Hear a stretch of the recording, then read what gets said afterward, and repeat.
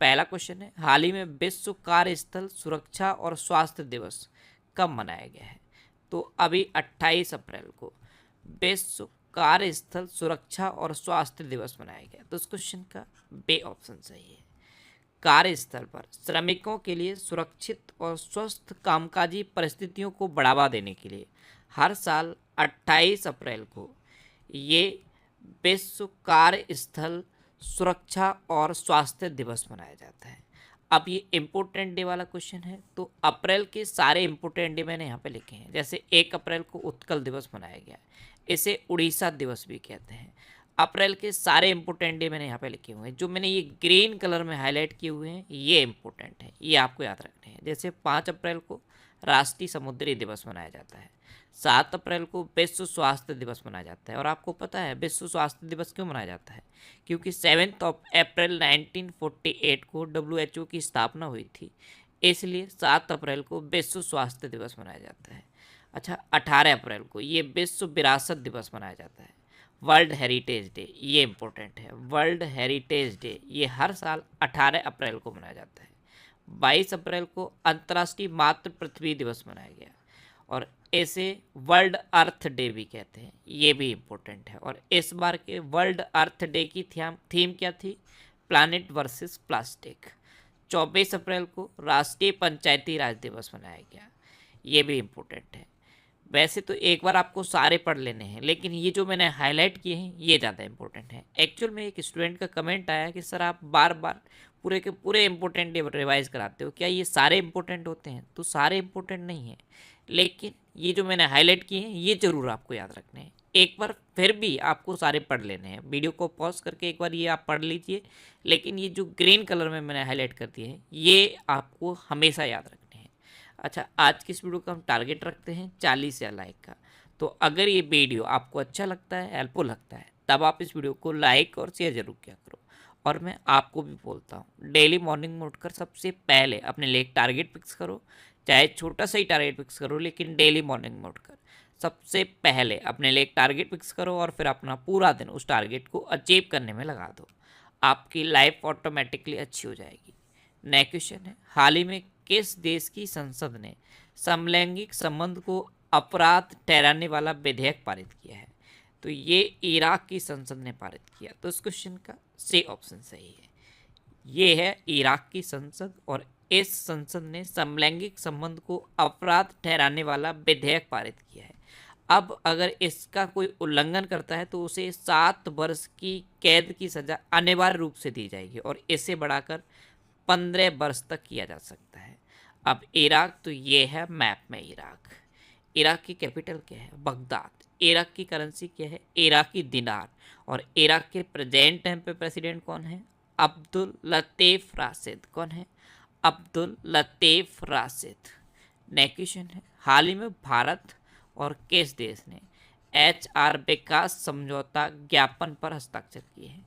HR यानी कि human resource विकास समझौता ज्ञापन पर हस्ताक्षर अभी अपने देश भारत और कंबोडिया ने किए हैं। तो इस क्वेश्चन का बे ऑप्शन सही। अच्छा, कंबोडिया कभी मैप में देखा है आपने?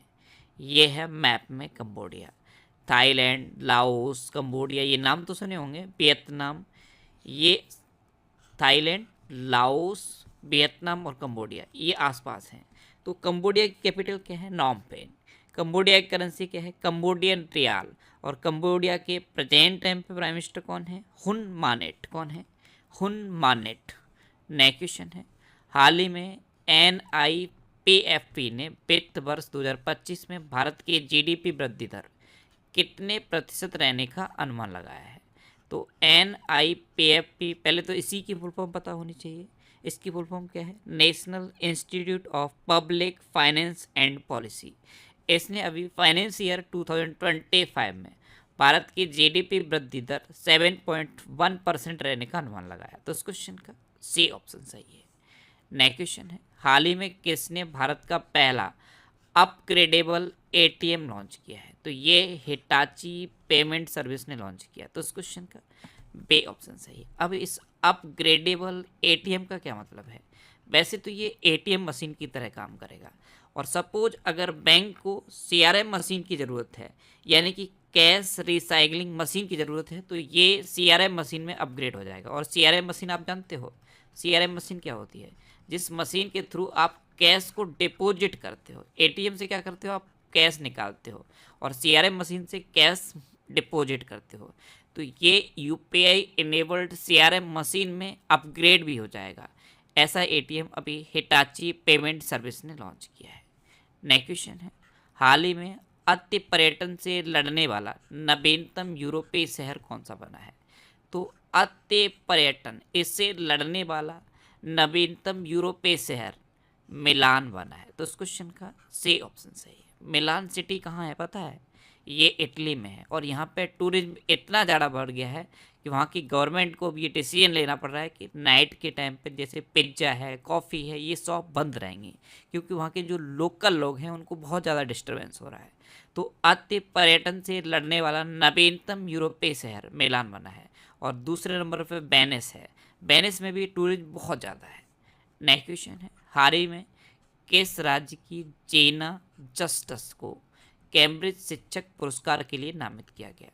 तो जेना जस्टिस ये केरल की हैं, और अभी इनको कैम्ब्रिज शिक्षक पुरस्कार के लिए नामित किया गया। तो इस क्वेश्चन का ए ऑप्शन सही है। ये हैं जेना जस्टिस। इनको अभी कैम्ब्रिज के लिए पुरस्कार के लिए चुना गया है, और ये शारजाह गर्ल्स स्कूल में टीचर है। शारजाह गर्ल्स ब्रांच में इंग्लिश हाई स्कूल में ये एक टीचर है। अब ये केरल की हैं, तो ये है मैप में केरल। केरल की कैपिटल क्या है? तिरुवनंतपुरम। केरल के चीफ मिनिस्टर कौन है? पिनरई विजयन। और केरल के गवर्नर कौन है? आरिफ मोहम्मद खान। आरिफ मोहम्मद खान ने ही अभी केरल में वन स्कूल वन आईएएस योजना शुरू की थी। अच्छा, केरल की बात है तो अभी केरल सरकार ने एक नई ई गवर्नेंस पहल के स्मार्ट को लॉन्च किया। भारत की सबसे तेज सौर इलेक्ट्रिक नाव बाराकूडा केरल में लॉन्च की गई। केंद्रीय मंत्री नितिन गडकरी ने केरल में लग्जरी जहाज क्लासिक इंपीरियल का शुभारंभ किया।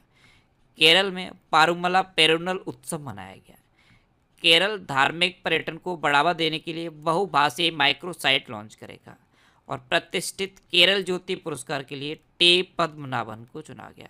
अच्छा, केरल में अनाईमुडी 16 नेशनल पार्क है, मत्तिकेट्टम 16 नेशनल पार्क है, साइलेंट वैली नेशनल पार्क है, और पंबड़म 16 नेशनल पार्क है। केरल में शांत घाटी है और पेरियार वन्यजीव अभ्यारण्य है। नेक्स्ट क्वेश्चन है, हाल ही में वित्त वर्ष 2024 में भारत का फार्मास्यूटिकल निर्यात कितने प्रतिशत बढ़कर 28 बिलियन डॉलर हुआ है? तो फाइनेंस ईयर 2024 में भारत का फार्मास्यूटिकल निर्यात 10% बढ़कर 28 बिलियन डॉलर हुआ। तो इस क्वेश्चन का सी ऑप्शन सही है। अच्छा, आपको पता है फाइनेंस ईयर 2024 में भारत का ओवरऑल एक्सपोर्ट 3% घटा है, लेकिन फार्मास्यूटिकल एक्सपोर्ट 10% बढ़कर 28 बिलियन डॉलर हुआ है। नेक्स्ट क्वेश्चन है, हाल ही में किस देश ने रूस के खिलाफ यूक्रेन को हथियार देने की घोषणा की? तो अभी अमेरिका ने रूस के खिलाफ यूक्रेन को हथियार देने की घोषणा की। तो इस क्वेश्चन का बे ऑप्शन सही है। अब अमेरिका ने की, तो अभी अमेरिका ने भारत को 31 प्रेडेटर ड्रोन बेचने की मंजूरी दी। आपको पता है अमेरिका का मेन बिजनेस ही हथियार बेचना है। अब रूस के खिलाफ यूक्रेन को हथियार देने की घोषणा अमेरिका ने कर दी है। स्टार्टअप फंडिंग वैश्विक रैंकिंग 2023 में अमेरिका टॉप पर रहा। भारत और अमेरिका के बीच संयुक्त अभ्यास वज्र प्रहार उमरोई में हुआ, और उमरोई कहाँ पे है? मेघालय में। फिनटेक यूनिकॉर्न के मामले में यूएसए टॉप पर रहा है। भारत के बाहर डॉक्टर भीमराव अंबेडकर जी की सबसे बड़ी प्रतिमा का अनावरण मैरीलैंड अमेरिका में किया गया। अच्छा, अमेरिका की बात है तो इंडिया और अमेरिका के बीच में कौन कौन सी डिफेंस एक्सरसाइज होती हैं? कूप इंडिया, टाइगर ट्रम्प, वज्र प्रहार और युद्ध अभ्यास। नेक्स्ट क्वेश्चन है, हाल ही में आई UNCTAD रिपोर्ट के अनुसार भारत का सेवा निर्यात कितने प्रतिशत बढ़ा है? तो UNCTAD यानी कि United nation conference on trade and development, इसकी रिपोर्ट के अकॉर्डिंग भारत का सेवा निर्यात 11.4% तक बढ़ा है। तो उस क्वेश्चन का ए ऑप्शन सही है। नेक्स्ट क्वेश्चन है, हाल ही में भारतीय ऐतिहासिक रिकॉर्ड आयोग ने अपना लोगो और आदर्श वाक्य बदला है। यह किस मंत्रालय के तहत आता है? तो ये जो भारतीय ऐतिहासिक रिकॉर्ड आयोग है ये संस्कृति मंत्रालय के तहत आता है। तो इस क्वेश्चन का सी ऑप्शन सही है। इसने अभी अपना ये नया लोगो लॉन्च किया है और आदर्श वाक्य है यत्र इतिहासम भविष्यम संरक्षित, और हिंदी में इसका मतलब देखोगे तो जहाँ इतिहास भविष्य के लिए संरक्षित है, ये इसका हिंदी मतलब है और ये इसका संस्कृत में आदर्श वाक्य है और ये नया लोगो है। नेक्स्ट क्वेश्चन है, हाल ही में आईपी सुरक्षा के लिए अमेरिका ने किस देश को अपनी प्राथमिक निगरानी सूची में शामिल किया है? तो इंटेलेक्चुअल प्रॉपर्टी सुरक्षा के लिए अमेरिका ने भारत को अपनी प्राथमिक निगरानी सूची में शामिल किया। तो इस क्वेश्चन का बे ऑप्शन सही है। अब भारत एशिया में सबसे अधिक विदेशी फंड का आकर्षण करता बना है। दुनिया का दूसरा सबसे बड़ा मोबाइल फोन उत्पादक भारत बना है। भारत के वैज्ञानिकों ने केले के छिलके से इको वुंड ड्रेसिंग बनाई है। भारत की पहली महिला रोबोट व्योम मित्र अंतरिक्ष में उड़ान भरेगी। हेनले पासपोर्ट इंडेक्स 2024 में भारतीय पासपोर्ट 85वें स्थान पर रहा है। डेनमार्क ने भारत में हरित ईंधन गठबंधन की शुरुआत की है। भारत श्रीलंका के पर्यटन स्रोत के रूप में शीर्ष पर रहा और अपना देश भारत दुनिया का सबसे बड़ा मिल्क प्रोड्यूसर बना है। नेक्स्ट क्वेश्चन है, हाल ही में तीरंदाजी विश्व कप में भारत ने कितने स्वर्ण पदक जीते हैं?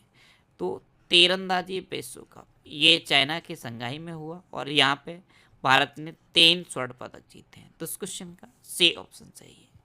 नेक्स्ट क्वेश्चन है, हाल ही में गैरी कस्टन किस देश की वनडे और T20 टीम के कोच बने? आपको पता है एक टाइम था जब Gary Kirsten Indian cricket team के कोच थे, लेकिन अब ये पाकिस्तान की वनडे और T20 टीम के कोच बने हैं। तो इस क्वेश्चन का सी ऑप्शन सही है। ये हैं गैरी कस्टन और ये इमेज आपको जरूर याद होगी। 2011 का जब इंडिया ने वर्ल्ड कप जीता था तो ग्राउंड की ये इमेज है और ये गैरी कस्टन है। उस टाइम ये भारत की क्रिकेट टीम के कोच थे। अब इनको पाकिस्तान की वनडे और T20 टीम का कोच नियुक्त किया गया है। नेक्स्ट क्वेश्चन है, हाल ही में हर्षित कुमार ने 21वीं अंडर 20 एशियाई एथलेटिक्स चैंपियनशिप में कौन सा पदक जीता है?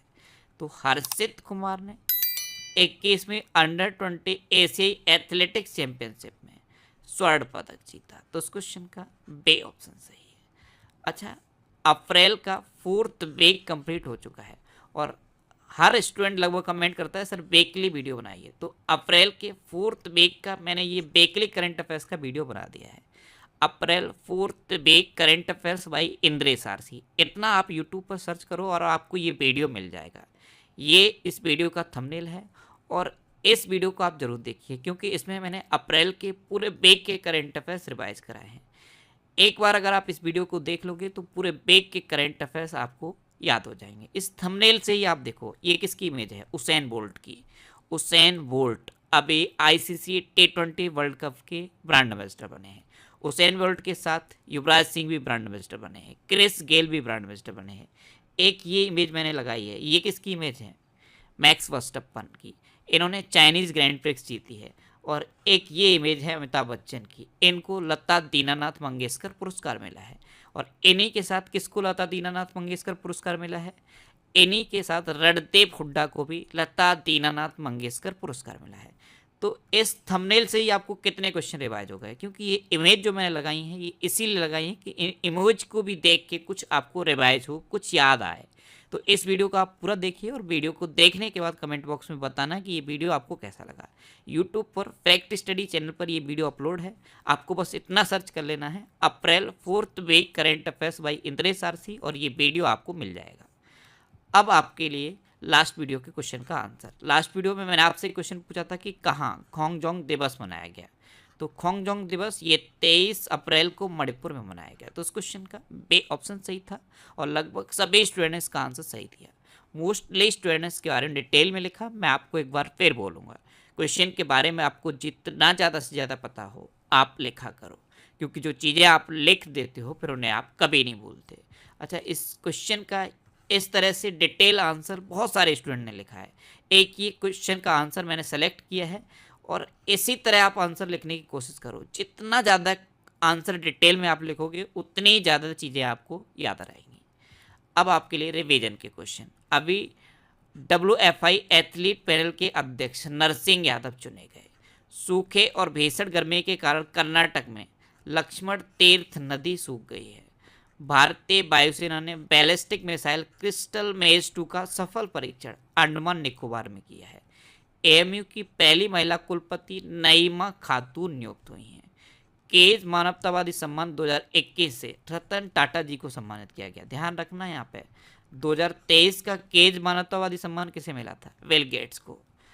ICC T20 वर्ल्ड कप का ब्रांड एम्बेसडर उसेन बोल्ट को नियुक्त किया गया है। और उसेन बोल्ट के अलावा 2 लोग और हैं जिनको ब्रांड एम्बेसडर नियुक्त किया गया है, युवराज सिंह और क्रिस गेल। अच्छा, केरल में सबसे बड़ा मंदिर महोत्सव त्रिशूर पूरम मनाया गया।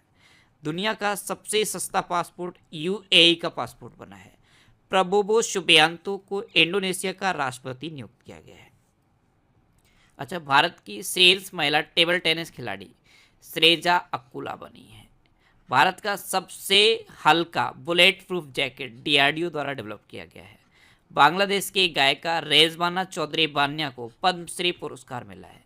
न्यूज़ वीक ने भारत का सर्वश्रेष्ठ निजी अस्पताल मेदांता को डिक्लेयर किया है। मेदांता गुरुग्राम को न्यूज़ वीक ने भारत का सर्वश्रेष्ठ प्राइवेट हॉस्पिटल डिक्लेयर किया। अच्छा, न्यूज़ वीक मैगजीन के कवर पर प्रधानमंत्री मोदी की इमेज छपी है और जो इंदिरा गांधी के बाद दूसरे भारतीय प्रधानमंत्री हैं जिनका फोटो न्यूज़ वीक के कवर पर छपा है। जम्मू कश्मीर सरकार ने सभी अधिकारियों के लिए डिजिटल हस्ताक्षर को अनिवार्य कर दिया है। मोहम्मद सलेम ने 2024 world press photo of the year पुरस्कार जीता है। मोहम्मद सलेम ये रॉयटर्स के पत्रकार हैं और इन्होंने एक फ़िलिस्तीनी महिला की इमेज क्लिक की थी और फ़िलिस्तीनी महिला अपनी मृत भतीजी को गोद में लिए हुए एक हॉस्पिटल में मुर्दा गृह के बाहर बैठी हुई थी। उस इमेज की वजह से इनको यानी कि मोहम्मद सलेम को ये world press photo of the year का पुरस्कार मिला है।